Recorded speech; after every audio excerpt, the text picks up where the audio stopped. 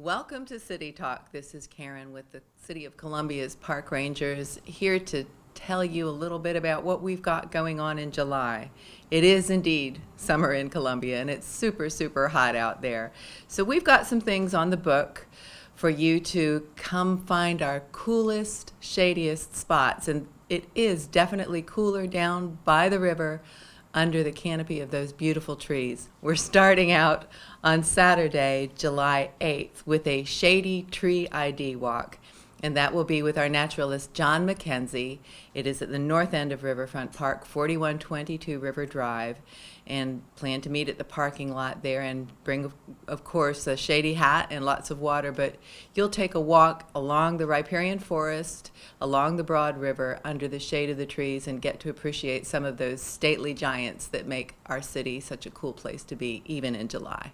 It's really one of the best places year-round, but especially in the summer. The trail at Riverfront is shaded in the afternoon, which is something you just don't get everywhere else. Our trail, as the sun sets in the west, that is angled in the shade of these stately old trees that grow on the levee of the Columbia Canal. Many of them, 100 years old. They're just giants, and there is no better time to appreciate them than when it's, in the upper 90s or up to 100 degrees. Even on those days, you can find some shade in the park. And of course, with the breeze blowing off the water, it always feels good down there. The City of Columbia's park rangers and Stormwater are partnering for rain barrel giveaways, and we've been doing these since December, and we opened up other sessions in other locations. So this next one coming up will be Saturday, July 8th at Greenview Park, and to register as a city resident for a free rain barrel, you need to go to bluethumbrainbarrel.com. To register for a city rain barrel, you need to visit bluethumbrainbarrel.com. As citizens of the River City, it's really wonderful for us to kind of capture and hold on to some of that water rather than just letting it hurtle on down the street and into the creeks and storm drains and onto the river. Rainwater is really excellent for your plants too, and it's wonderful for your budget. We're all sensitive to rising rates, and this is one way you can save a little bit of money by not irrigating your plants with tap water, but using rainwater instead. We've got a pair of wet sandal walks on Tuesday evenings.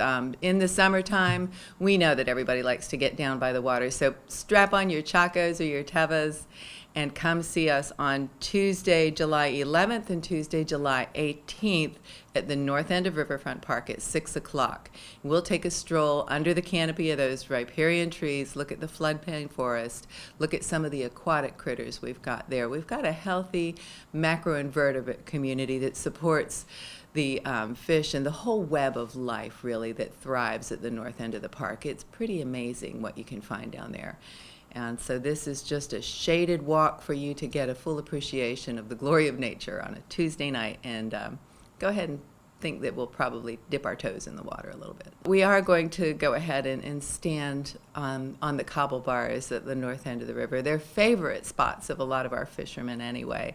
And there's a reason for that, and it's because, there's such abundant, thriving macroinvertebrate community, and that in turn feeds the fish, and the fish in turn feed the birds and all the other wildlife that's out there. It's just a neat place to explore, and if you slow down and spend a little bit of time there, you'll be surprised how much you can observe. On Saturday, July 15th, our One City, Two Canals, Three Rivers walk, and this is a variation of our popular history walks, but this one quickly touches on the history of Columbia, but then moves into where we are now, talks a little bit about all the engineering survey work that was performed to evaluate the Columbia Canal after the catastrophic flooding in 2015, and then takes a look at what might happen in the future, and most exciting, what will happen on the Saluda Riverwalk, which is about to go to construction at the end of the month, and we are so excited to talk about the Saluda. So if you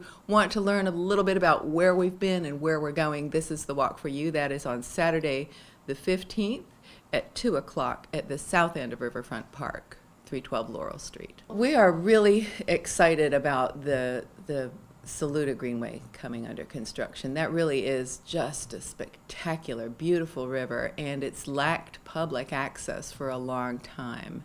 The Parks Department is working carefully with the Richland Penny folks who are funding this, and we are really anticipating having the most beautiful park come online in another year or so.